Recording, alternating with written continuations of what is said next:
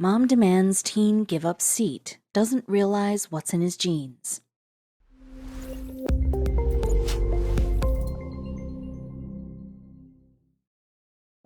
But before we start, please take a moment to give this video a like, subscribe to Happy World, and hit the bell so you'll never miss these great stories.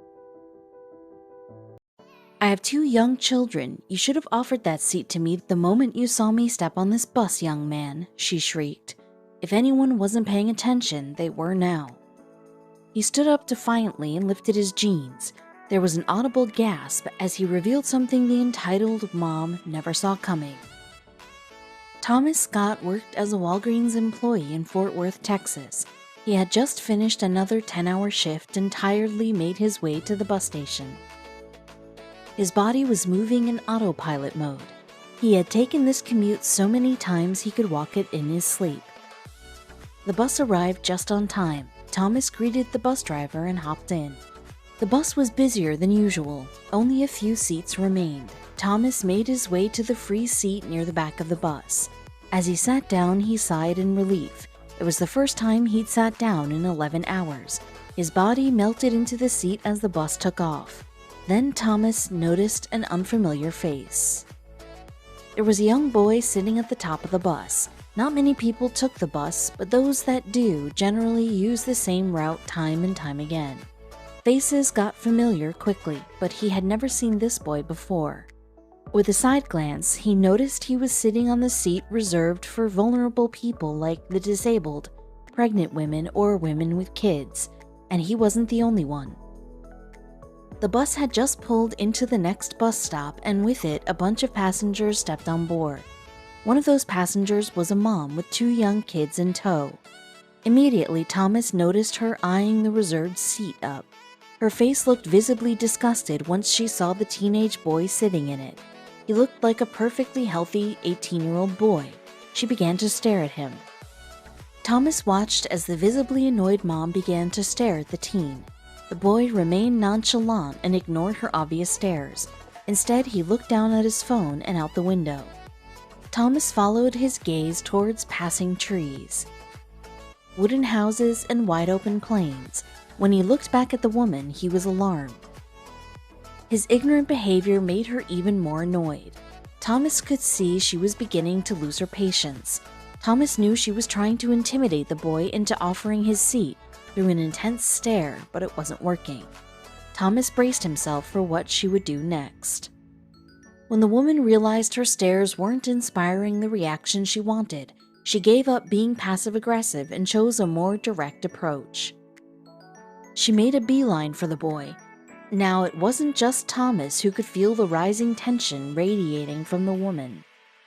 She stopped just a step away from the boy. She bent down and spoke in a firm and strong tone, and she spoke loud enough for the entire bus to hear. Suddenly, all eyes were on the scene. The boy looked at her unimpressed. Thomas knew that with an attitude like that, things were about to go down. Do you realize you're sitting in a reserved seat for vulnerable people?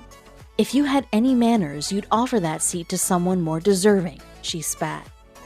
She paused, waiting for the boy to react. She was probably expecting him to immediately apologize and beg for mercy. But this boy was much, much more than he seemed.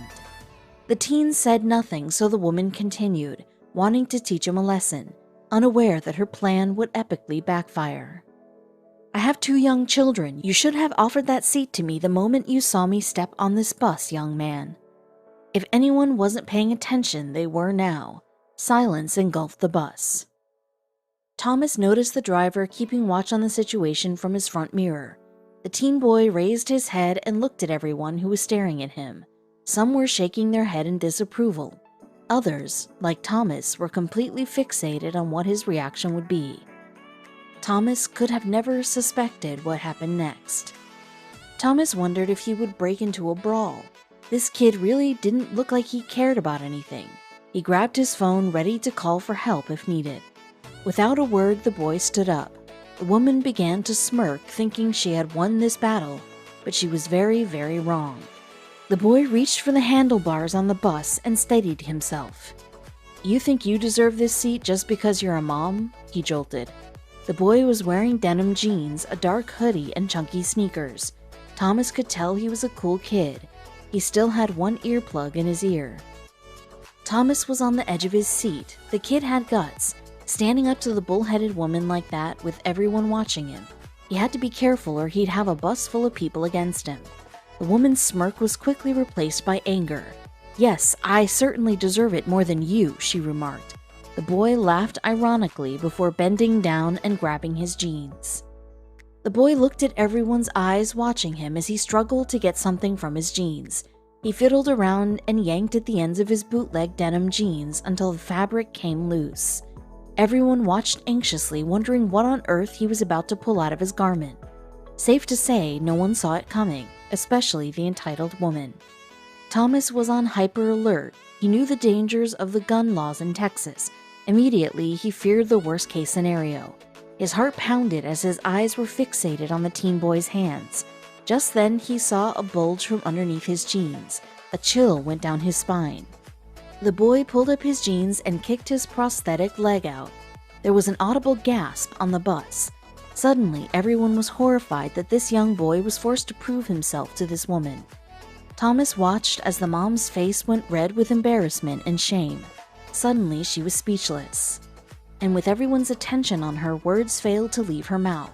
Instead, she retreated back to her standing space without a word. The boy looked around at everyone before sitting back down and fixing up his jeans.